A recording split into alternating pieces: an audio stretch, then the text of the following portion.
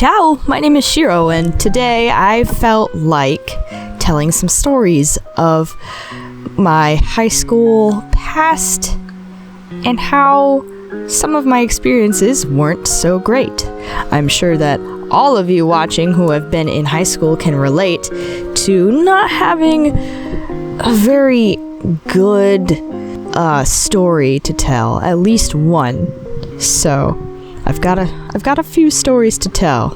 The first one being about a bowl and a plate that I made in ceramics class. I had a class in high school where you made things out of ceramic clay. They would get baked in the kiln and then you painted them, and that was the class. You would get graded on what you made, and there'd be different projects you had to do. One project being you had to make a matching bowl and plate set. So what I did was, a few months prior to this assignment that we had, my one dog passed away in a very horrific accident involving a car. So that happened in October, and this project was in the end of January. I remember this because my mother's birthday is the beginning of February, and I was going to make this bowl and plate of the recently deceased dog for my mother's birthday. So I did. Unfortunately, I spent too long on the plate, which had me rush on the bowl, and it came out looking like trash, unfortunately. And the art teacher was one of those stereotypical "my art teacher hates me" teachers, so unfortunately I kind of got chewed out for my bowl being crappy. I don't know why she really got on me about my bowl and how I could have done better on it. I'll put a picture of the bowl and plate in here somewhere. You can see that the lettering inside the bowl, I had to rush paint it. It wasn't, to be fair, the brushes that you were provided with in the class were already ruined by 10 years of careless students using them. There wasn't a single good brush in that classroom, so that's why the paint lines look like that. Anyway, I took the bowl and plate home. This is 2 or 3 days before my mother's birthday. I was going to wait to give it to her, but I was so upset at what the art teacher said to me, how mean she was about it, that I put it down when I got home, and I just started crying and saying what happened to my parents. I gave my mom the bowl on the spot a few days early. The bowl and plate. I gave them both to her a few days early. My father, he is well known in my town. We have a Facebook page for the town, and my dad is the moderator of it. So everybody knows him. Everyone knows our last name in our town. That's just how it is. So he's a very powerful figure in the town. I don't want to say powerful, but it kind of is just like that. I'm not trying to brag or anything. It's just how it is. So a lot of people are afraid of him because he's got this aura, okay? He's like a supervillain, but he's nice. He's a nice villain. So he gets so angry. He gets very angry at my story. So he literally, my walk home from school is 4 minutes.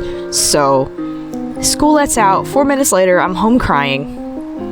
4 minutes after that, my dad is at the school in the art room. So not even 10 minutes. He's already there in the art room, chewing the teacher out. And from what he said when he got home was that she cried. My dad said things like, that dog recently passed away. Imagine how you would feel if someone criticized your art of a recently deceased pet, all this other things. And well, the art teacher did not take it very well. She went into her office and cried, is what my dad said. After that, the art teacher barely spoke to me. So that's great because she didn't like me in the first place. My next story gets a little complicated. I had two friends freshman year of high school. I had two friends. My best friend, who I've had since elementary school, late elementary school, and a friend that we had just made that year who was a couple grades above us. My best friend being C, and our new friend being F. C and F were both female, and I was also female at the time. So it was just us three, and we were all obsessed with different shows, and we would all roleplay in school. It was kind of cringe, but you know, that's just how it is when you're kids, like 13, 14 years old. Well, C and F, they started dating. And you know that as soon as your friends start dating, your entire friend group is done for. So, us three became 2 plus 1. And I have a history of just being excluded for no reason. Unfortunately, my whole life. No reason. I have no idea. It's just how it's always been. I should be used to it, but obviously this is upsetting because, well, I just spent a whole year with these two people and they start dating, and now I just have to wait a few months and we just won't be friends anymore. I'm still friends with C. I haven't seen F in years because she graduated, but C will always be a best friend. It's just, I always get sad when I think about them because it was just fun. And my last story is less sad and more infuriating. I had a class senior year. It was a community service class where every Monday, Wednesday, Friday, you sat in a classroom and did normal class. And Tuesday, Thursday, you would go to a designated place that you chose at the beginning of the year and do community service. And in order to pass the class, you would have to have a certain amount of hours every week. So you would have to log in your hours every day. It was a pain, but my community service in particular was going to the elementary school and volunteering in a classroom, which was fun. It was fun. I did like it. It was a second grade classroom. All the kids were pretty nice. It's easy for me to get along with kids who are like 6 to 10. No idea why. It's the beginning of the year. We're just assigned where we're going for community service, and we are just learning, like, on this day you come to class, on this day you do community service. And I'm really slow and stupid, so I didn't really understand the schedule yet. So I did community service on a Friday instead of going to the classroom because I just didn't understand how the class worked yet. I got detention for it, for skipping class, despite me doing the class, but just the wrong half of it.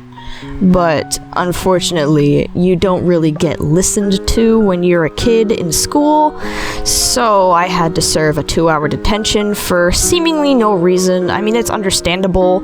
I did skip class, but like, I did my community service and I logged in my hours like you were supposed to.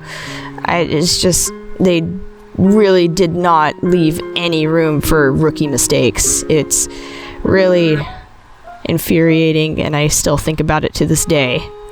That's the only detention I've ever gotten in my life, by the way. An unfair one. Well, that's about it for my stories. I just felt like talking about things. Anyway, thank you all for listening, and I bid you adieu.